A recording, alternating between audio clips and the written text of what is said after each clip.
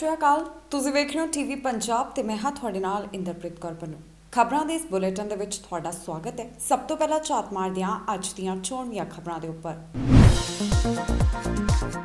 Canada ਦੇ ਵਿੱਚ ਨਹੀਂ ਹੋ ਸਕੇਗਾ ਨਵੇਂ ਸਾਲ ਦੇ ਉੱਪਰ ਇਕੱਠ। ਬ੍ਰਿਟਿਸ਼ ਕੋਲੰਬੀਆ ਤੇ ਮੈਨੀਟੋਬਾ ਦੇ ਵਿੱਚ ਜਨਵਰੀ ਤੱਕ ਲੱਗੀ ਰੋਕ। ਕੈਨੇਡਾ 'ਚ ਰੋਜ਼ਗਾਰ ਬਾਰੇ ਰਿਪੋਰਟ ਆਈ ਸਾਹਮਣੇ। ਜਾਣੋ ਨਵੰਬਰ ਦੇ ਵਿੱਚ ਕਿੰਨੇ ਲੋਕਾਂ ਨੇ ਗਵਾਈ ਨੌਕਰੀ। ਅਮਰੀਕਾ 'ਚ ਕਿਉਂ ਕੋਵਿਡ ਵੈਕਸੀਨ ਮਿਲਣ 'ਚ ਹੋ ਰਹੀ ਹੈ ਦੇਰੀ। ਟਰੰਪ ਟੀਕੇ ਦਾ ਲੈਣਾ ਚਾਹੁੰਦੇ ਹਨ ਸਿਹਰਾ। ਕੈਨੇਡਾ ਦੇ ਵਿੱਚ ਕੋਵਿਡ-19 ਅਪਡੇਟ ਦੱਸਾਂਗੇ ਤੁਹਾਨੂੰ ਕਿੱਥੋਂ ਆਏ ਕਿੰਨੇ ਮਾਮਲੇ ਸਾਹਮਣੇ। ਵੈਂਕੂਵਰ ਦੇ ਵਿੱਚ ਪਵੇਗਾ ਭਾਰੀ ਮੀਂਹ, ਮੌਸਮ ਵਿਭਾਗ ਨੇ ਦਿੱਤੀ ਚੇਤਾਵਨੀ। ਬ੍ਰਿਟੇਨ ਦੇ ਵਿੱਚ ਕੋਵਿਡ-19 ਵੈਕਸੀਨੇਸ਼ਨ ਪ੍ਰੋਗਰਾਮ ਦੀ ਸ਼ੁਰੂਆਤ ਹੋ ਚੁੱਕੀ ਹੈ। ਅਜਿਹੇ ਦੇ ਵਿੱਚ ਇਸ ਸਭ ਤੋਂ ਪਹਿਲਾ ਟੀਕਾ 90 ਸਾਲ ਦੀ ਇੱਕ ਔਰਤ ਨੂੰ ਲਗਾਇਆ ਗਿਆ ਹੈ। ਇਸ ਦੇ ਨਾਲ ਹੀ ਇਸ ਔਰਤ ਦੀ ਗੱਲ ਕਰੀਏ ਤਾਂ ਉਹਨਾਂ ਕਿਹਾ ਹੈ ਕਿ ਉਹਨਾਂ ਨੂੰ ਮਾਣ ਮਹਿਸੂਸ ਹੋ ਰਿਹਾ ਇਸ ਗੱਲ ਤੇ ਕਿ ਸਭ ਤੋਂ ਪਹਿਲਾ ਵੈਕਸੀਨੇਸ਼ਨ ਉਹਨਾਂ ਨੂੰ ਲੱਗਿਆ। ਸੋ ਇਸ ਖਬਰ ਦੇ ਵਿੱਚ ਜਾਣਕਾਰੀ ਤੁਹਾਡੇ ਨਾਲ ਸਾਂਝੀ ਕਰਾਂਗੇ ਕਿ ਕਿਸ ਏਜ ਗਰੁੱਪ ਨੂੰ ਸਭ ਤੋਂ ਪਹਿਲਾ ਟੀਕਾ ਲਗਾਇਆ ਜਾਏਗਾ, ਉਸ ਤੋਂ ਬਾਅਦ ਕਿਹਨਾਂ ਦੀ ਵਾਰੀ ਆਏਗੀ। ਇਹ तमाम ਜਾਣਕਾਰੀ ਇਸ ਖਬਰ ਦੇ ਵਿੱਚ ਤੁਹਾਡੇ ਨਾਲ ਸਾਂਝੀ ਕਰਾਂਗੇ। ਬ੍ਰਿਟੇਨ ਦੇ ਵਿੱਚ ਕਰੋਨਾ ਟੀਕਾ ਲੱਗਣਾ ਸ਼ੁਰੂ ਹੋ ਗਿਆ ਹੈ। ਪਹਿਲੀ ਵੈਕਸੀਨ 90 ਸਾਲਾ ਔਰਤ ਨੂੰ ਦਿੱਤੀ ਗਈ ਹੈ। ਕਾਫੀ ਲੰਬੇ ਸਮੇਂ ਤੋਂ ਵੈਕਸੀਨ ਦੀ ਉਡੀਕ ਕੀਤੀ ਜਾ ਰਹੀ ਸੀ ਤੇ ਹੁਣ ਵੈਕਸੀਨ ਆਉਣ ਦੇ ਨਾਲ ਕਰੋਨਾ ਵਾਇਰਸ ਦੇ ਖਤਮ ਹੋਣ ਦੀ ਉਮੀਦ ਹੈ। ਵਿਸ਼ਵ ਦੇ ਵਿੱਚ ਕਰੋਨਾ ਵੈਕਸੀਨ ਦੇਣ ਦੀ ਪ੍ਰਕਿਰਿਆ ਜਾਨੀ ਕਿ ਪ੍ਰੋਸੈਸ ਸ਼ੁਰੂ ਹੋ ਗਿਆ ਹੈ। ਇਸ ਦੌਰਾਨ ਉੱਤਰੀ ਆਇਰਲੈਂਡ ਦੀ ਇੱਕ 90 ਸਾਲਾ ਔਰਤ ਯੂਕੇ ਦੇ ਵਿਸ਼ਾਲ ਵੈਕਸੀਨੇਸ਼ਨ ਪ੍ਰੋਗਰਾਮ ਦੀ ਸ਼ੁਰੂਆਤ ਵੇਲੇ ਫਾਈਜ਼ਰ ਬਾਇਓਟੈਕ ਕੋਵਿਡ ਵੈਕਸੀਨ ਲਗਾਉਣ ਵਾਲੀ ਦੁਨੀਆ ਦੀ ਪਹਿਲੀ ਔਰਤ ਬਣ ਗਈ ਹੈ। ਇਹ ਔਰਤ ਦਾ ਨਾਮ ਮਾਰਗਰੇਟ ਕੀਨਨ ਹੈ, ਜਿਸ ਨੂੰ ਟ੍ਰਾਇਲ ਦੇ ਆਧਾਰ ਤੇ ਦੁਨੀਆ ਵਿੱਚ ਪਹਿਲੀ ਕਰੋਨਾ ਵਾਇਰਸ ਦੀ ਵੈਕਸੀਨ ਦਿੱਤੀ ਗਈ ਹੈ। ਮਾਰਗਰੇਟ ਕੀਨਨ ਨੇ ਕਿਹਾ ਹੈ ਕਿ ਉਹ ਕੋਵੈਂਟਰੀ ਦੇ ਯੂਨੀਵਰਸਿਟੀ ਹਸਪਤਾਲ ਵਿਖੇ ਕਰੋਨਾ ਵਾਇਰਸ ਵੈਕਸੀਨ ਲਗਵਾ ਕੇ ਆਪਣੇ ਆਪ ਤੇ ਮਾਣ ਮਹਿਸੂਸ ਕਰਦੀ ਹੈ। ਬ੍ਰਿਟੇਨ ਦੇ ਵਿੱਚ ਕੇਅਰ ਹੋਮਸ ਦੇ ਵਿੱਚ ਰਹਿਣ ਵਾਲੇ ਲੋਕਾਂ ਅਤੇ ਵਰਕਰਸ ਨੂੰ ਵੈਕਸੀਨ ਲਗਾਈ ਜਾਵੇਗੀ। ਇਸ ਤੋਂ ਬਾਅਦ 80 ਸਾਲਾਂ ਤੋਂ ਵੱਧ ਉਮਰ ਦੇ ਬਜ਼ੁਰਗਾਂ ਅਤੇ ਹੈਲਥ ਵਰਕਰਸ ਨੂੰ ਇਹ ਵੈਕਸੀਨ ਦਿੱਤੀ ਜਾਵੇਗੀ। ਫਿਰ 75 ਸਾਲ ਤੋਂ ਉੱਪਰ ਦੇ ਬਜ਼ੁਰਗਾਂ ਨੂੰ ਇਹ ਟੀਕਾ ਲਗਾਇਆ ਜਾਏਗਾ। ਇਸ ਤੋਂ ਬਾਅਦ 70 ਅਤੇ ਫਿਰ 65 ਸਾਲ ਤੋਂ ਉੱਪਰ ਦੇ ਲੋਕਾਂ ਨੂੰ ਇਹ ਵੈਕਸੀਨ ਲਗਾਇਆ ਜਾਵੇਗਾ। ਬਾਅਦ ਦੇ ਵਿੱਚ 18 ਸਾਲ ਤੋਂ 65 ਸਾਲ ਦੇ ਉਹਨਾਂ ਲੋਕਾਂ ਦੀ ਵਾਰੀ ਆਏਗੀ ਜਿਨ੍ਹਾਂ ਦੇ ਵਿੱਚ ਜ਼ੋਖਮ ਜ਼ਿਆਦਾ ਹੈ। ਫਿਰ ਉਹ ਲੋਕ ਜੋ 18 ਤੋਂ 65 ਸਾਲ ਦੇ ਵਿਚਕਾਰ ਹਨ, ਜਿਨ੍ਹਾਂ ਦੇ ਵਿੱਚ ਜ਼ੋਖਮ ਥੋੜਾ ਘੱਟ ਹੈ, ਉਹਨਾਂ ਲੋਕਾਂ ਨੂੰ ਟੀਕਾ ਲਗਾਇਆ ਜਾਵੇਗਾ। ਦੱਸ ਦਈਏ ਕਿ ਯੂਕੇ ਦੇ ਵਿੱਚ 80 ਸਾਲਾਂ ਤੋਂ ਵੱਧ ਉਮਰ ਦੇ ਨਾਲ ਕੁਝ ਸਿਹਤ ਅਤੇ ਦੇਖਭਾਲ ਕਰਨ ਵਾਲੇ ਕਰਮਚਾਰੀਆਂ ਨੂੰ ਵੈਕਸੀਨ ਲਗਾਈ ਜਾਵੇਗੀ। ਇਸ ਦਾ ਆਬਜੈਕਟਿਵ ਹਰ ਇੱਕ ਦੀ ਜ਼ਿੰਦਗੀ ਨੂੰ ਫਿਰ ਤੋਂ ਆਮ ਵਾਂਗ ਬਣਾਉਣਾ ਹੈ। ਕੈਨੇਡਾ ਦੇ ਵਿੱਚ ਰੋਜ਼ਾਨਾ ਵੱਧ ਰਹੇ ਮਾਮਲੇ ਚਿੰਤਾ ਦਾ ਵਿਸ਼ਾ ਜ਼ਰੂਰ ਬਣੇ ਹੋਏ ਨੇ, ਕਿਉਂਕਿ ਇਸ ਦੇ ਚੱਲਦਿਆਂ ਮੁੜ ਤੋਂ ਪਾਬੰਦੀਆਂ ਸਖਤੀਆਂ ਲਗਾਈਆਂ ਜਾ ਰਹੀਆਂ ਨੇ। ਪ੍ਰੋਵਿੰਸਿਸ ਦੇ ਵਿੱਚ ਮੁੜ ਤੋਂ ਰਿਸਟ੍ਰਿਕਸ਼ਨਸ ਲਗਾਈਆਂ ਗਈਆਂ ਨੇ। ਜਾਣਕਾਰੀ ਤੁਹਾਡੇ ਨਾਲ ਇਹ ਵੀ ਸਾਂਝੀ ਕਰਾਂਗੇ ਕਿ ਜੋ ਵੱਖ-ਵੱਖ ਹਿੱਸਿਆਂ ਦੇ ਵਿੱਚ ਕਿੰਨੇ ਕੋਵਿਡ-19 ਦੇ ਮਾਮਲੇ ਸਾਹਮਣੇ ਆਏ ਨੇ। ਦੱਸ ਦਈਏ ਕਿ ਪ੍ਰਧਾਨ ਮੰਤਰੀ ਟਰੂਡੋ ਵੱਲੋਂ ਜੋ ਐਲਾਨ ਕੀਤਾ ਗਿਆ ਕਿ ਕੋਵਿਡ-19 ਵੈਕਸੀਨ ਕੈਨੇਡਾ ਨੂੰ ਅਗਲੇ ਹਫ਼ਤੇ ਮਿਲ ਸਕਦਾ ਹੈ, ਪ੍ਰੋਵਿੰਸਿਸ ਵੱਲੋਂ ਇਸ ਨੂੰ ਲੈ ਕੇ ਤਿਆਰੀ ਵੀ ਕਰ ਲਈ ਗਈ ਹੈ। ਪਰ ਜਿਸ ਤਰ੍ਹਾਂ ਪ੍ਰਧਾਨ ਮੰਤਰੀ ਅਕਸਰ ਹੀ ਇਸ ਗੱਲ ਦਾ ਜ਼ਿਕਰ ਕਰਦੇ ਨੇ ਕਿ ਜਦੋਂ ਤੱਕ ਵੈਕਸੀਨ ਟੀਕਾ ਤੁਹਾਡੇ ਤੱਕ ਨਹੀਂ ਪਹੁੰਚ ਜਾਂਦਾ, ਉਸ ਤੋਂ ਪਹਿਲਾਂ ਜੇਕਰ ਤੁਸੀਂ ਇਸ ਵਾਇਰਸ ਦੀ ਲਪੇਟ ਵਿੱਚ ਆਉਂਦੇ ਹੋ ਤਾਂ ਫਿਰ ਇਸ ਵਾਇਰਸ ਤੋਂ ਤੁਹਾਨੂੰ ਕੋਈ ਉਦੋਂ ਤੱਕ ਨਹੀਂ ਬਚਾ ਸਕਦਾ। ਸੋ ਜਦ ਤੱਕ ਕੋਵਿਡ-19 ਵੈਕਸੀਨ ਨਹੀਂ ਆ ਜਾਂਦਾ, ਉਦੋਂ ਤੱਕ ਜਿਹੜੀਆਂ ਰਿਸਟ੍ਰਿਕਸ਼ਨਸ ਨੇ, ਪਾਬੰਦੀਆਂ ਨੇ, ਰੂਲ ਨਿਯਮ ਜਿਹੜੇ ਬਣਾਏ ਗਏ ਨੇ, ਉਹਨਾਂ ਨੂੰ ਫੋਲੋ ਕੀਤਾ ਜਾਵੇ। ਇਸ ਖਬਰ ਦੇ ਵਿੱਚ ਜਾਣਕਾਰੀ ਤੁਹਾਡੇ ਨਾਲ ਸਾਂਝੀ ਕਰਾਂਗੇ ਕਿ ਕੈਨੇਡਾ ਦੇ ਕਿਸ ਹਿੱਸੇ ਤੋਂ ਕਿੰਨੇ ਕੋਵਿਡ-19 ਦੇ ਮਾਮਲੇ ਸਾਹਮਣੇ ਆਏ ਨੇ। ਨਾਲ ਦੀ ਨਾਲ ਦੱਸਾਂਗੇ Canada the cases overview we. Ontario ਦੇ ਵਿੱਚ 1676 ਕੋਵਿਡ ਮਾਮਲੇ ਸਾਹਮਣੇ ਆਏ। 800 ਦੇ ਕਰੀਬ ਮਰੀਜ਼ ਇਸ ਸਮੇਂ ਹਸਪਤਾਲ ਦੇ ਵਿੱਚ ਵੀ ਹਨ। ਪ੍ਰੋਵਿੰਸ ਦੇ ਵਿੱਚ ਕੁੱਲ ਕੇਸਾਂ ਦੀ ਗਿਣਤੀ 1,30,910 ਹੋ ਗਈ ਹੈ। ਟੋਰਾਂਟੋ ਤੋਂ 588, ਪੀਲ ਰੀਜਨ ਤੋਂ 349, ਯਾਰਕ ਰੀਜਨ ਤੋਂ 141 ਕੇਸ ਰਿਪੋਰਟ ਹੋਏ ਹਨ। ਪ੍ਰੋਵਿੰਸ ਦੇ ਵਿੱਚ ਹੁਣ ਤੱਕ 3,808 ਮੌਤਾਂ ਵੀ ਹੋ ਚੁੱਕੀਆਂ ਹਨ। 29,198 ਟੈਸਟ ਕੀਤੇ ਗਏ ਹਨ। ਇਸ ਸਮੇਂ 16,151 ਐਕਟਿਵ ਕੇਸ ਇੱਥੇ ਹਨ। ਕਿਊਬੈਕ ਤੋਂ 1,564 ਨਵੇਂ ਕੋਵਿਡ ਮਾਮਲੇ ਸਾਹਮਣੇ ਆਏ ਹਨ। ਨਾਲ ਦੀ ਨਾਲ 36 ਲੋਕਾਂ ਦੀ ਇਸ ਵਾਇਰਸ ਕਾਰਨ ਇਸ ਪ੍ਰੋਵਿੰਸ 'ਚ ਜਾਨ ਵੀ ਗਈ ਹੈ। ਇੱਥੇ 14,853 ਐਕਟਿਵ ਕੇਸਿਸ ਹਨ। 835 ਮਰੀਜ਼ ਹਸਪਤਾਲ ਦੇ ਵਿੱਚ ਨੇ। ਮੈਨੀਟੋਬਾ ਤੋਂ 245 ਕੇਸ ਰਿਕਾਰਡ ਹੋਏ ਹਨ ਅਤੇ 13 ਲੋਕਾਂ ਦੀ ਇੱਥੇ ਜਾਨ ਜਾ ਚੁੱਕੀ ਹੈ। 311 ਮਰੀਜ਼ ਹਸਪਤਾਲ ਦੇ ਵਿੱਚ ਨੇ, ਜਿਨ੍ਹਾਂ ਵਿੱਚੋਂ 38 ਇੰਟੈਂਸਿਵ ਕੇਅਰ ਅਧੀਨ ਹਨ।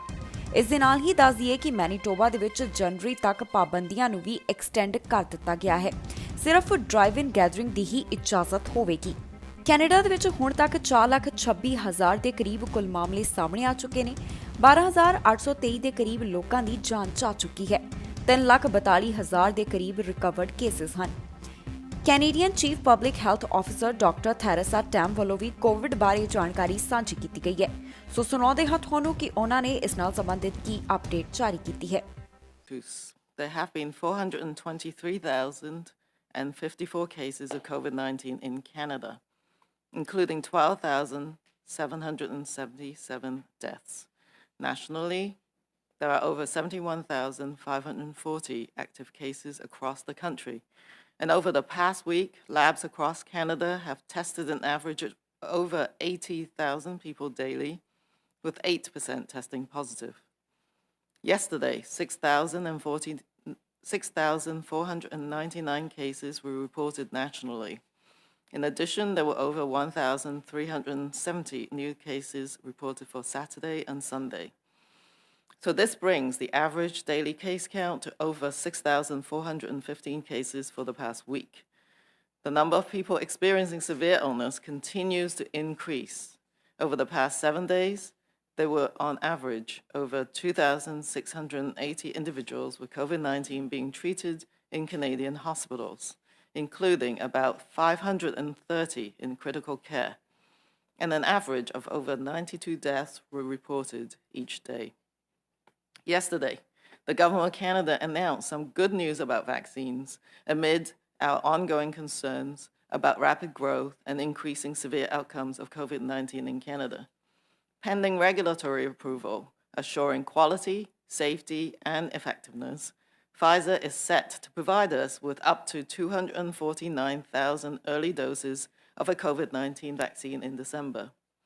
But it is important to stress that, as welcome as this news is, it does not mean that control of COVID-19 will be quick.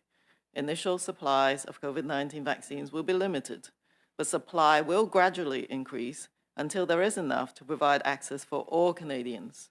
During these initial stages of vaccine rollout, it is crucial that we all continue with public health measures to protect ourselves and others. The response to the COVID-19 pandemic is the biggest collective effort of our lifetimes. It has relied on the effort of all Canadians, from individuals, institutions, all levels of government, and across sectors. As we embark on Canada's COVID-19 vaccine response, I am confident that together we will be successful in rolling out one of the most complex operations ever to take place in public health. Canada has an existing strong foundation for pandemic response, including vaccine regulation, distribution, and delivery. In addition, our partnership with Major General Fortin and the Canadian Armed Forces has added significant expertise and experience to manage the complex operational and logistical arrangements. Knowing safe and effective vaccines are within sight might lead some to think COVID-19 is no longer a problem, but the reality is very different. Canada and many countries around the world are still experiencing high infection rates, which has placed intense strain on hospitals and health systems, as well as the health workers that have been responding to this crisis for many months. So we need to keep telling ourselves, this is not a race to the finish, but a test of our continued collective effort and resolve. And we will endure. For now, we must all continue to follow local public health advice and maintain individual protective practices that will keep us safe along the path ahead. Merci, thank you. ਇਸ ਸਮੇਂ ਕੋਵਿਡ-19 ਦਾ ਸਭ ਤੋਂ ਜ਼ਿਆਦਾ ਪ੍ਰਭਾਵ America ਦੇ ਵਿੱਚ ਹੈ। ਅਜਿਹੇ 'ਚ ਸਵਾਲ ਖੜਾ ਹੁੰਦਾ ਹੈ ਕਿ ਇੰਨੇ ਜ਼ਿਆਦਾ ਮਾਮਲੇ ਹੋਣ ਦੇ ਬਾਵਜੂਦ ਵੀ ਤੇ ਇੰਨੇ ਸਾਰੇ ਮੌਤਾਂ ਦੇ ਅੰਕੜੇ ਤੋਂ ਬਾਅਦ ਵੀ ਅਮਰੀਕਾ ਨੂੰ ਇਹ ਵੈਕਸੀਨ ਪਹਿਲ ਦੇ ਆਧਾਰ ਦੇ ਉੱਪਰ ਕਿਉਂ ਨਹੀਂ ਮਿਲਿਆ, ਕਿਉਂਕਿ ਟਰੰਪ ਵੱਲੋਂ ਤਾਂ ਇਹੀ ਗੱਲ ਲਗਾਤਾਰ ਕਹੀ ਜਾ ਰਹੀ ਸੀ ਕਿ ਅਮਰੀਕਾ ਫਸਟ। ਇਸ ਸਭ ਦੇ ਚਲਦਿਆਂ ਕਿਉਂ ਜੋ ਟੀਕਾ ਮਿਲਣ ਦੇ ਵਿੱਚ ਦੇਰੀ ਹੋ ਰਹੀ ਹੈ। ਪਰ ਅਜਿਹੇ ਦੇ ਵਿੱਚ ਤੁਹਾਨੂੰ ਦੱਸ ਦਈਏ ਕਿ ਇੱਕ ਆਰਡਰ ਜਾਰੀ ਕੀਤਾ ਜਾ ਸਕਦਾ ਹੈ ਟਰੰਪ ਵੱਲੋਂ ਕਿ ਪ੍ਰਾਇਓਰਿਟੀ ਬੇਸਿਸ ਦੇ ਉੱਪਰ ਪਹਿਲ ਦੇ ਆਧਾਰ ਦੇ ਉੱਪਰ ਅਮਰੀਕਾ ਨੂੰ ਕੋਵਿਡ-19 ਵੈਕਸੀਨ ਦਿੱਤਾ ਜਾਵੇ, ਕਿਉਂਕਿ ਹੁਣ ਲੱਗਦਾ ਅਜਿਹਾ ਹੈ ਕਿ ਟਰੰਪ ਇਹ ਜਿਹੜੀ ਵੈਕਸੀਨੇਸ਼ਨ ਦੀ ਡਿਸਟ੍ਰੀਬਿਊਸ਼ਨ ਹੈ ਉਸ ਦਾ ਸਿਹਰਾ ਲੈ ਸਕਦੇ ਨੇ। ਵਾਈਟ ਹਾਊਸ ਦੇ ਵਿੱਚ ਇੱਕ ਸਮਾਗਮ ਦਾ ਆਯੋਜਨ ਕੀਤਾ ਜਾ ਰਿਹਾ ਹੈ। ਇਸ ਸੰਮੇਲਨ ਦੇ ਵਿੱਚ ਪੂਰੀ ਜਾਣਕਾਰੀ ਦਿੱਤੀ ਜਾਏਗੀ ਕਿ ਕਿਸ ਤਰ੍ਹਾਂ ਕੋਵਿਡ-19 ਦੀ ਵੈਕਸੀਨ ਦੀ ਡਿਸਟ੍ਰੀਬਿਊਸ਼ਨ ਹੋਏਗੀ, ਫਾਈਜ਼ਰ ਤੇ ਮੋਡਰਨਾ ਦੋਨੋਂ ਹੀ ਕੰਪਨੀਆਂ ਇਸ ਸੰਮੇਲਨ ਦੇ ਵਿੱਚ ਹਿੱਸਾ ਨਹੀਂ ਲੈਣਗੀਆਂ, ਬਲਕਿ ਜਿਨ੍ਹਾਂ ਕੰਪਨੀਆਂ ਨੇ ਡਿਸਟ੍ਰੀਬਿਊਸ਼ਨ ਕਰਨੀ ਹੈ ਉਹ ਇਸ ਦੇ ਵਿੱਚ ਸ਼ਾਮਿਲ ਹੋਣਗੀਆਂ। ਬਾਕੀ ਪੂਰੀ ਅਪਡੇਟ ਤੁਹਾਡੇ ਨਾਲ ਇਸ ਖਬਰ 'ਚ ਸਾਂਝੀ ਕਰਾਂਗੇ। ਟਰੰਪ ਕੋਵਿਡ-19 ਵੈਕਸੀਨ ਅਮਰੀਕਾ ਨੂੰ ਪਹਿਲ ਦੇ ਆਧਾਰ ਤੇ ਪਹੁੰਚਾਉਣ ਦਾ ਆਰਡਰ ਦੇਣਗੇ। ਅਮਰੀਕੀ ਰਾਸ਼ਟਰਪਤੀ ਟਰੰਪ ਕੋਵਿਡ-19 ਟੀਕੇ ਨੂੰ ਅਮਰੀਕਾ ਦੇ ਵਿੱਚ ਪ੍ਰਾਇਓਰਿਟੀ ਅਸੈਸ ਦੇ ਲਈ ਆਰਡਰ ਸਾਈਨ ਕਰਨਗੇ। ਇਹ ਜਾਣਕਾਰੀ ਸੀਨੀਅਰ ਐਡਮਿਨਿਸਟ੍ਰੇਸ਼ਨ ਆਫੀਸ਼ੀਅਲ ਨੇ ਦਿੱਤੀ ਹੈ। ਟਰੰਪ ਐਡਮਿਨਿਸਟ੍ਰੇਸ਼ਨ ਨੂੰ ਪੂਰਾ ਭਰੋਸਾ ਹੈ ਕਿ 2021 ਦੇ ਸੈਕੰਡ ਕੁਆਰਟਰ ਤੱਕ ਅਮਰੀਕਾ ਕੋਲ ਇੰਨੀਆਂ ਵੈਕਸੀਨ ਡੋਜ਼ ਹੋਣਗੀਆਂ ਕਿ ਜੋ ਚਾਹੁੰਦੇ ਹਨ ਕਿ ਉਹਨਾਂ ਨੂੰ ਇਹ ਟੀਕਾ ਲਗਾਇਆ ਜਾਵੇ, ਉਹਨਾਂ ਨੂੰ ਲਗਾਇਆ ਜਾਏਗਾ। ਟਰੰਪ ਜਿਨ੍ਹਾਂ ਨੂੰ ਕੋਵਿਡ ਨੂੰ ਫੈਲਣ ਤੋਂ ਰੋਕਣ ਦੇ ਲਈ ਅਤੇ ਅਮਰੀਕਾ 'ਚ ਹਾਲਾਤ ਕਾਬੂ ਨਾ ਕਰ ਸਕਣ ਦੇ ਲਈ ਕਾਫੀ ਕ੍ਰਿਟਿਸਿਜ਼ਮ ਸਹਿਣਾ ਪਿਆ, ਉਹ ਹੁਣ ਟੀਕੇ ਦੀ ਡਿਸਟ੍ਰੀਬਿਊਸ਼ਨ ਦਾ ਸਿਹਰਾ ਲੈਣਾ ਚਾਹੁੰਦੇ ਹਨ।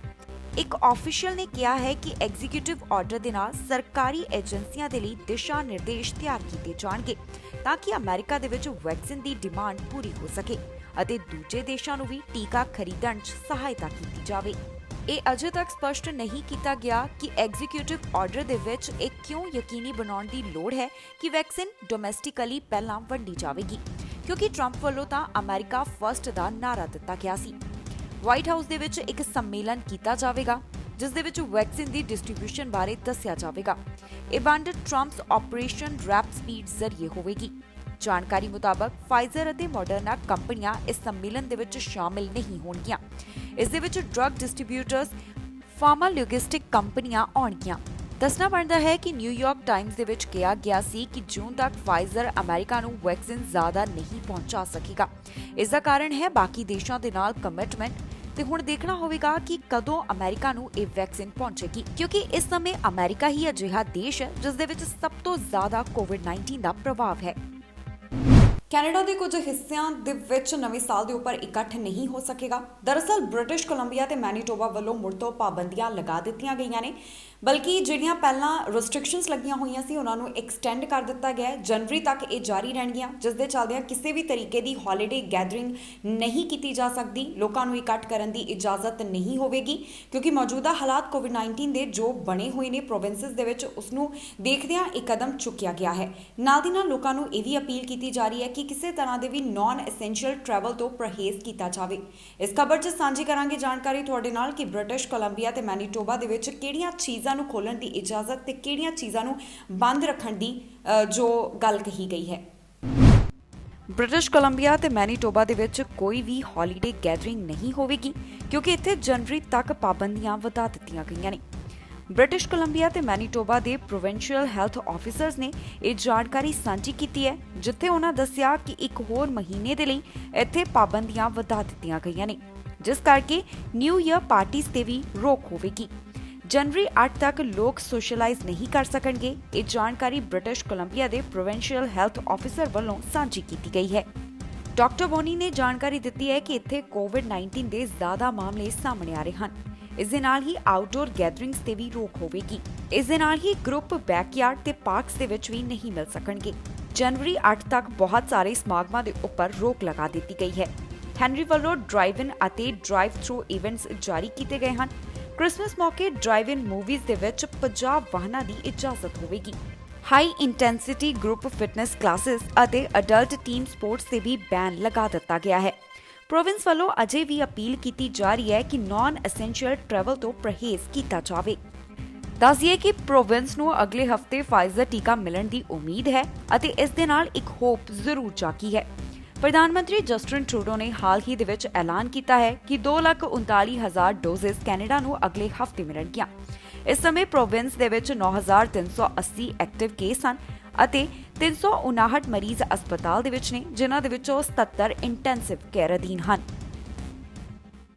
have been to reduce our in-person social interactions as much as possible, because we know that this virus transmits, particularly now at this time of year, and particularly when we're in close contact inside, and it transmits to those people we are closest with. As well, we want to limit our social interactions to those essential activities in our lives, like work and school and other essential services. non-essential social interactions, so things outside of work and school, where we had some leeway in the summer when we had lower rates and lower transmission, we now need to pull back from. And that any of those interactions should be done in a very safe, low-risk manner, such as small numbers and outside. In addition, we've put in targeted measures to deal with specific higher risk activities that we've seen transmission happen, and those conditions that lead to transmission, including being inside, being in crowded places, having poor ventilation, etc. Today, I am now issuing the following orders, which are in effect immediately. I'm extending my published gatherings and events order of December 4th with respect to the controls and restrictions on people visiting other people in their residence to midnight of January 8th, 2021. As well, of course, we will continue the allowances that we have in place for people who are living alone to have one or two other visitors. I am also extending my published order of December 4th with respect to prohibiting all gatherings and events as defined in the order to midnight of January 8th, 2021. This means that all those events that we have been talking about for the past few weeks continue to be prohibited, with the exceptions as they are listed in the order. However, one addition, I am now accepting from the order drive-through and drive-in to drop off and leave events. So where we know that in some occasions we have either drive-through to look at lights where people do not get out of their cars, or to drop off, and at this time of the year we've seen things like toy drives and others. As well, we are accepting drive-in and stay events to a maximum of 50 cars in which people must stay in their cars, and people attending these events should be only your household, and the exceptions must continue to maintain physical distancing, having entry and exit controls, and ensuring that there's no congregation or congestion, and people remain in their cars for the duration of the event. As a reminder, the other parts of the gatherings and events order that do not expire remain in effect for the foreseeable future, and that is the restrictions on adult team sports, indoor and outdoor, and the group fitness restrictions. Some of these may begin to operate once we've issued the further orders and guidelines about how to do these safely in the new context that we are living in right now. As we have published last week, child and youth sport can continue with limited activities, with specific restrictions, and of course, no travel for any teams in the province. As well, work safety requirements that we outlined in the past weeks must continue, and these include reviewing and updating of COVID-19 safety plans in all workplaces, daily health checks, and encouragement that whenever feasible, workers work from home. And I mentioned 2 weeks ago that we are actively working with WorkSafe BC and pulling together, particularly in the Lower Mainland, teams to enhance our inspections in these areas and to make sure that appropriate safety measures are put in place. And we are bringing some more leadership to that team, and we'll be talking about that later this week, just to say that this is an important focus right now, and each business needs to revise and review their COVID safety plans to make sure that all of the measures that are needed now, given the context we are in now. I understand that for many of us, this will mean celebrating the coming important holidays in a different and smaller way than what we may be used to. We can, though, still be festive. We can still connect with family and with friends in a safe and virtual way in many cases, and we have seen so many ways that people have done this in the past months, and we will need to continue to follow this guidance. In environment and climate change Canada ਵੱਲੋਂ मौसम ਦੇ ਨਾਲ जुड़ी हुई एक चेतावनी जारी की गई है। ਉਹਨਾਂ ਇਹ ਅਪਡੇਟ ਦਿੱਤੀ ਹੈ ਕਿ ਵੈਂਕੂਵਰ ਦੇ ਵਿੱਚ ਭਾਰੀ ਮੀਂਹ ਪਵੇਗਾ। ਇਸ ਭਾਰੀ ਮੀਂਹ ਦੇ ਕਾਰਨ ਰਸਤਿਆਂ ਦੇ ਉੱਪਰ ਪਾਣੀ ਵੀ ਜਮ੍ਹਾਂ ਹੋ ਸਕਦਾ ਹੈ। ਪੂਰੀ ਜਾਣਕਾਰੀ ਤੁਹਾਡੇ ਨਾਲ ਇਸ ਖਬਰ ਦੇ ਵਿੱਚ ਸਾਂਝੀ ਕਰਾਂਗੇ ਕਿ ਅੱਜ ਦੇ ਦਿਨ ਕਿੰਨਾ ਮੀਂਹ ਪਏਗਾ, ਕਿਸ ਤਰ੍ਹਾਂ ਦਿਨ ਦੇ ਵਿੱਚ ਪੂਰਾ ਮੌਸਮ ਰਹਿਣ ਵਾਲਾ ਹੈ। ਨਾਲ ਦੀ ਨਾਲ ਆਉਣ ਵਾਲੇ ਦਿਨਾਂ ਦੇ ਵਿੱਚ ਕਿਸ ਤਰ੍ਹਾਂ ਦੀ ਜੋ ਕਲਾਈਮੇਟ ਅਪਡੇਟ ਰਹਿਣ ਵਾਲੀ ਹੈ ਉਹ ਵੀ ਤੁਹਾਨੂੰ ਇਸ ਖਬਰ ਦੇ ਵਿੱਚ ਦੱਸਾਂਗੇ। Environment and climate change Canada ने मौसम बारे अपडेट जारी की है, जिस दे विच उन्हां कहा कि पिछली रात वैंकूवर दे विच 20 ਤੋਂ 50 मिलीमीटर बारिश हुई है ਅਤੇ ਹੋਰ ਮੀਂਹ ਪੈਣ ਦੀ ਸੰਭਾਵਨਾ ਹੈ। ਏਜੰਸੀ ਨੇ ਕਿਹਾ ਹੈ ਕਿ ਅੱਜ ਰੇਨ ਹੋਵੇਗੀ ਅਤੇ ਸ਼ਾਮ ਨੂੰ ਇਸ ਤੋਂ ਰਾਹਤ ਮਿਲੇਗੀ। ਹੋਫ ਸਾਊਂਡ ਦੇ ਵਿੱਚ ਪਿਛਲੀ ਰਾਤ 35 ਮਿਲੀਮੀਟਰ ਬਾਰਿਸ਼ ਹੋਈ ਅਤੇ ਅੱਜ ਇਹ 15 ਮਿਲੀਮੀਟਰ ਹੋਰ ਬਾਰਿਸ਼ ਹੋਣ ਦੀ ਸੰਭਾਵਨਾ ਹੈ। ਇਸ ਦੇ ਨਾਲ ਹੀ ਏਜੰਸੀ ਵੱਲੋਂ ਚੇਤਾਵਨੀ ਵੀ ਦਿੱਤੀ ਗਈ ਹੈ कि हैवी डाउनपोर्स यानी कि भारी बारिश के नाल रोड से ज्यादा पानी इकट्ठा हो सकता है। दोपहर तक ज्यादा मींह पै सकता है ਅਤੇ ਇਸ ਤੋਂ ਬਾਅਦ ਹਲਕੀ ਬੂੰਦਾਬਾਂਦੀ ਹੋਵੇਗੀ ਅਤੇ ਰਾਤ ਸਮੇਂ ਵੀ ਸ਼ਾਵਰਸ ਦੇ ਥੋੜੇ ਚਾਂਸ ਹਨ। ਬੁੱਧਵਾਰ ਨੂੰ ਇੱਥੇ ਮੌਸਮ ਕਲਾਉਡੀ ਰਹੇਗਾ ਅਤੇ ਵੀਰਵਾਰ ਨੂੰ ਧੁੱਪ ਅਤੇ ਬੱਦਲ ਯਾਨੀ ਕਿ ਸਨ ਐਂਡ ਕਲਾਉਡੀ ਦੋਵੇਂ ਤਰ੍ਹਾਂ ਦਾ ਮੌਸਮ ਰਹੇਗਾ। ਸ਼ੁੱਕਰਵਾਰ ਨੂੰ ਵੈਦਰ ਕਲਾਉਡੀ ਹੋਵੇਗਾ ਅਤੇ ਹਲਕੀ ਬੂੰਦਾਬਾਂਦੀ ਵੀ ਹੋ ਸਕਦੀ ਹੈ। ਇਸ ਦੇ ਨਾਲ ਹੀ ਸ਼ਨੀਵਾਰ ਨੂੰ ਕੁਝ ਏਰੀਆਜ਼ ਦੇ ਵਿੱਚ ਸਨੋ ਵੀ ਪੈ ਸਕਦੀ ਹੈ। ਸੋ ਇਹ ਮੌਸਮ ਬਾਰੇ update environment and climate change Canada ਵੱਲੋਂ ਜਾਰੀ ਕੀਤੀ ਗਈ ਹੈ। ਕੈਨੇਡਾ ਦੇ ਵਿੱਚ ਰੋਜ਼ਗਾਰ ਬਾਰੇ ਇੱਕ ਰਿਪੋਰਟ ਪੇਸ਼ ਕੀਤੀ ਗਈ ਹੈ। ਦਰਅਸਲ ਸਟੈਟਿਸਟਿਕਸ ਕੈਨੇਡਾ ਨੇ ਇੱਕ ਰਿਪੋਰਟ ਜਾਰੀ ਕੀਤੀ ਹੈ, ਜਿਸ ਵਿੱਚ ਉਹਨਾਂ ਦੱਸਿਆ ਹੈ ਕਿ ਨਵੰਬਰ ਮਹੀਨੇ ਦੇ ਵਿੱਚ ਇੰਪਲੋਇਮੈਂਟ ਦਾ ਜਿਹੜਾ ਪੱਧਰ ਹੈ ਕੈਨੇਡਾ 'ਚ ਕੀ ਰਿਹਾ, ਨਾਲ ਦੀ ਨਾਲ ਅਨਇੰਪਲੋਇਮੈਂਟ ਦੀ ਉਹਨਾਂ ਵੱਲੋਂ ਇਸ ਰਿਪੋਰਟ ਦੇ ਵਿੱਚ ਗੱਲ ਕੀਤੀ ਗਈ ਹੈ। ਇਸ ਖਬਰ ਦੇ ਵਿੱਚ ਪੂਰੀ ਜਾਣਕਾਰੀ ਡੀਟੇਲ 'ਚ ਸਾਂਝੀ ਕਰਾਂਗੇ ਕਿ ਨਵੰਬਰ ਅਕਤੂਬਰ ਦੇ ਵਿੱਚ ਕਿੰਨੇ ਆંકੜੇ ਇਸ ਸਭ ਦੇ ਇੰਪਲੋਇਮੈਂਟ ਦੀ ਚਾਹੇ ਗੱਲ ਕਰੀਏ ਚਾਹੇ ਅਨਇੰਪਲੋਇਮੈਂਟ ਦੀ ਕਰੀਏ ਰਹੇ ਨੇ। ਨਵੰਬਰ ਮਹੀਨੇ ਕੈਨੇਡਾ ਦੇ ਵਿੱਚ ਸਲੋ ਇੰਪਲੋਇਮੈਂਟ ਗਰੋਥ ਦੇਖੀ ਗਈ। ਹਾਲਾਂਕਿ ਕੈਨੇਡਾ ਦੀ ਲੇਬਰ ਮਾਰਕੀਟ ਦੇ ਵਿੱਚ ਨਵੰਬਰ ਮਹੀਨੇ ਕਈ ਇੰਪਰੂਵਮੈਂਟਸ ਦੇਖੀਆਂ ਗਈਆਂ। ਸਟੈਟਿਸਟਿਕਸ ਕੈਨੇਡਾ ਨੇ ਹਾਲ ਹੀ ਦੇ ਵਿੱਚ ਲੇਬਰ ਫੋਰਸ ਸਰਵੇ ਜਾਰੀ ਕੀਤਾ ਹੈ, ਜਿਸ ਦੇ ਵਿੱਚ ਨਵੰਬਰ 8 ਤੋਂ ਨਵੰਬਰ 14 ਦਰਮਿਆਨ ਕੈਨੇਡਾ ਲੇਬਰ ਮਾਰਕੀਟ ਕੰਡੀਸ਼ਨਸ ਦੇਖੀਆਂ ਗਈਆਂ। ਜਾਣਕਾਰੀ ਨਿਕਲ ਕੇ ਸਾਹਮਣੇ ਆਈ ਹੈ ਕਿ ਨਵੰਬਰ 'ਚ ਇੰਪਲੋਇਮੈਂਟ 0.3% ਵਧੀ, ਜਦਕਿ ਅਕਤੂਬਰ ਦੇ ਵਿੱਚ ਇਹ ਵਾਧਾ 0.5% ਸੀ। ਕਈ ਕਾਰਨਾਂ ਕਰਕੇ ਇਹ ਗਿਰਾਵਟ ਦੇਖੀ ਗਈ ਹੈ। ਪਬਲਿਕ ਸੈਕਟਰ ਦੇ ਵਿੱਚ ਹਸਪਤਾਲਾਂ ਅਤੇ ਸਕੂਲਾਂ 'ਚ ਇੰਪਲੋਇਮੈਂਟ ਕਾਰਨ ਵਾਧਾ ਹੋਇਆ। ਅਨਇੰਪਲੋਇਮੈਂਟ ਲੈਵਲ ਲਗਾਤਾਰ ਘੱਟ ਹੋ ਰਿਹਾ ਹੈ। ਨਵੰਬਰ ਦੇ ਵਿੱਚ ਇਹ 13.7% ਰਿਹਾ, ਜੋ ਕਿ ਅਕਤੂਬਰ ਦੇ ਨਾਲੋਂ 0.4% ਘਟਿਆ ਹੈ। 3,72,000 ਦੇ ਕਰੀਬ ਕੈਨੇਡੀਅਨਸ ਨੂੰ ਨਵੰਬਰ ਦੇ ਵਿੱਚ ਜੌਬ ਜਾਣੀ ਕਿ ਨੌਕਰੀ ਦਿੱਤੀ ਗਈ, ਜੋ ਪਹਿਲਾਂ 3,17,000 ਨੂੰ ਦਿੱਤੀ ਗਈ ਸੀ। ਦੱਸੀਏ ਕਿ ਟਰੈਵਲ ਰੈਸਟ੍ਰਿਕਸ਼ਨਸ ਦੇ ਚੱਲਦਿਆਂ ਇਮੀਗ੍ਰੈਂਟਸ ਕੈਨੇਡਾ ਦੇ ਵਿੱਚ ਘੱਟ ਆਏ ਹਨ ਤੇ ਇਹਨਾਂ ਇਮੀਗ੍ਰੈਂਟਸ ਦਾ ਇੰਪਲੋਇਮੈਂਟ ਰੇਟ 65.6% ਹੈ, ਜਿਸ ਦੇ ਵਿੱਚ ਫਰਵਰੀ ਨਾਲੋਂ ਹਲਕੀ ਚੇਂਜ ਆਈ ਹੈ। ਇੰਪਲੋਇਮੈਂਟ ਓਨਟਾਰੀਓ, ਬ੍ਰਿਟਿਸ਼ ਕੋਲੰਬੀਆ ਅਤੇ 4 ਐਟਲਾਂਟਿਕ ਪ੍ਰੋਵਿੰਸਿਸ ਦੇ ਵਿੱਚ ਵਧੀ ਹੈ। ਮੈਨੀਟੋਬਾ ਦੇ ਵਿੱਚ ਪਹਿਲਾ ਇੰਪਲੋਇਮੈਂਟ ਲਾਸ ਅਪ੍ਰੈਲ ਦੇ ਵਿੱਚ ਦੇਖਿਆ ਗਿਆ ਸੀ। ਨਵੰਬਰ ਦੇ ਵਿੱਚ ਇੱਥੇ 18,000 ਨੌਕਰੀਆਂ ਗਈਆਂ ਹਨ। ਇਹਨਾਂ ਵਿੱਚ ਤਕਰੀਬਨ ਸਾਰੇ ਪਾਰਟ ਟਾਈਮ ਕੰਮ ਕਰਨ ਵਾਲੇ ਹਨ। ਵਿਕਟੋਰੀਆ, ਬ੍ਰਿਟਿਸ਼ ਕੋਲੰਬੀਆ ਤੋਂ ਇੱਕ ਅਜਿਹੀ ਖਬਰ ਸਾਹਮਣੇ ਆਈ ਹੈ ਜਿੱਥੇ ਇੱਕ ਵਿਅਕਤੀ ਵੱਲੋਂ ਮਾਸਕ ਲਗਾਉਣ ਤੋਂ ਮਨਾ ਕੀਤਾ ਗਿਆ ਤੇ ਪੁਲਿਸ ਨੇ ਉਸ ਨੂੰ $230 ਦਾ ਜੁਰਮਾਨਾ ਲਗਾਇਆ।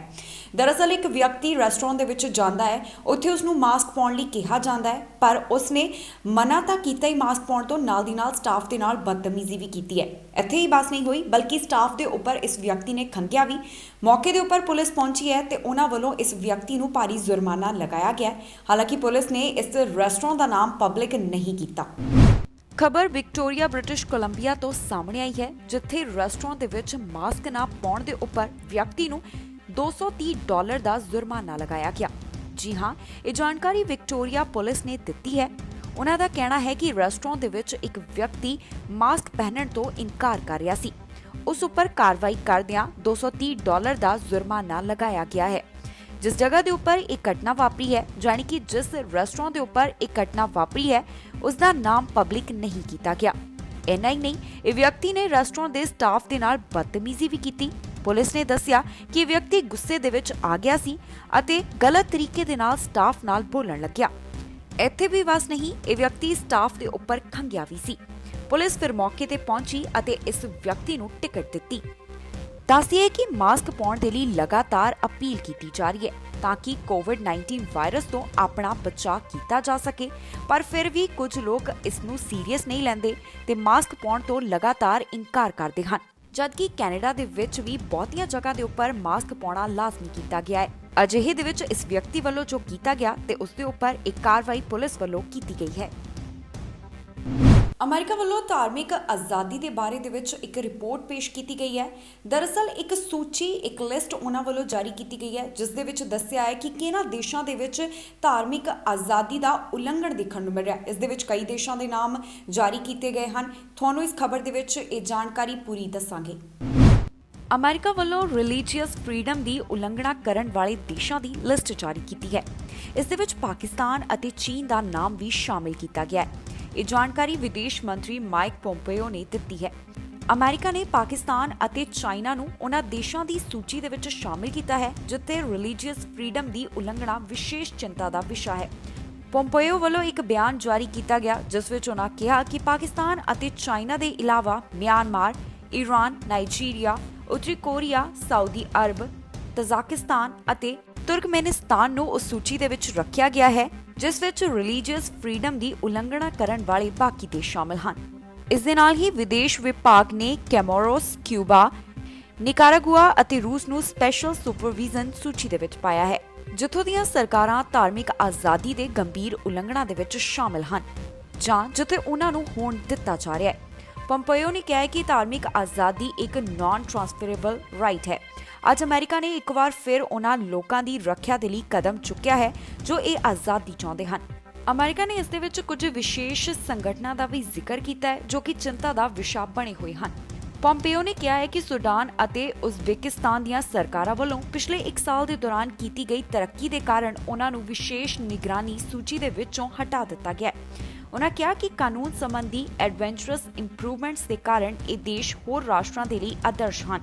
ਰੱਖਿਆ ਮੰਤਰੀ ਨੇ ਕਿਹਾ ਹੈ ਕਿ ਹਾਲੇ ਇਹ ਕੰਮ ਪੂਰਾ ਨਹੀਂ ਹੋਇਆ ਅਤੇ ਅਮਰੀਕਾ ਦੁਨੀਆ ਭਰ ਦੇ ਵਿੱਚ ਧਰਮ ਦੇ ਨਾਮ ਤੇ ਹੋਣ ਵਾਲੀ ਐਕਸਪਲੋਇਟੇਸ਼ਨ ਨੂੰ ਖਤਮ ਕਰਨ ਦੇ ਲਈ ਕੰਮ ਕਰਦਾ ਰਹੇਗਾ। ਅਮਰੀਕਾ ਦੇ ਇੱਕ ਮੰਤਰੀ ਨੇ ਚਾਈਨਾ ਨੂੰ ਆਪਣੇ ਨਿਸ਼ਾਨੇ ਦੇ ਉੱਪਰ ਲਿਆ ਹੈ। ਉਹਨਾਂ ਕਿਹਾ ਹੈ ਕਿ ਏਸ਼ੀਆ ਦੇ ਲਈ ਸਭ ਤੋਂ ਵੱਡਾ ਖਤਰਾ ਚੀਨ ਹੈ। ਅਮਰੀਕਾ ਦੇ ਮਿਨਿਸਟਰ ਆਫ ਕਾਮਰਸ ਵਿਲਬਰ ਰੌਸ ਵੱਲੋਂ ਇਹ ਗੱਲ ਕਹੀ ਗਈ ਹੈ। ਉਹਨਾਂ ਕਿਹਾ ਚਾਹੇ ਆਰਥਿਕਤਾ ਦੇ ਪੱਖ ਦੀ ਗੱਲ ਕਰੀਏ ਜਾਂ ਫੌਜ ਪੱਖ ਤੋਂ, ਇਹਨਾਂ ਦੋਵਾਂ ਦੇ ਆਧਾਰ ਦੇ ਉੱਪਰ ਚਾਈਨਾ ਏਸ਼ੀਆ ਦੇ ਲਈ ਸਭ ਤੋਂ ਵੱਡਾ ਖਤਰਾ ਹੈ। ਅਮਰੀਕਾ ਦੇ ਇੱਕ ਮੰਤਰੀ ਵੱਲੋਂ ਚੀਨ ਉੱਪਰ ਨਿਸ਼ਾਨਾ ਲਗਾਇਆ ਗਿਆ ਅਤੇ ਇਕਨੋਮੀ ਤੇ ਆਰਮੀ ਦੇ ਪੱਖ ਤੋਂ ਚਾਈਨਾ ਨੂੰ ਏਸ਼ੀਆ ਦੇ ਲਈ ਸਭ ਤੋਂ ਵੱਡਾ ਖਤਰਾ ਦੱਸਿਆ ਹੈ। ਅਮਰੀਕਾ ਦੇ ਮਿਨਿਸਟਰ ਆਫ ਕਾਮਰਸ ਵਿਲਬਰ ਰੌਸ ਨੇ ਕਿਹਾ ਹੈ ਕਿ ਚੀਨ ਆਰਥਿਕ ਅਤੇ ਫੌਜੀ ਦੋਵਾਂ ਦੇ ਤਰੀਕੇ ਦੇ ਨਾਲ ਪੂਰੇ ਏਸ਼ੀਆ ਦੇ ਲਈ ਸਭ ਤੋਂ ਵੱਡਾ ਖਤਰਾ ਹੈ।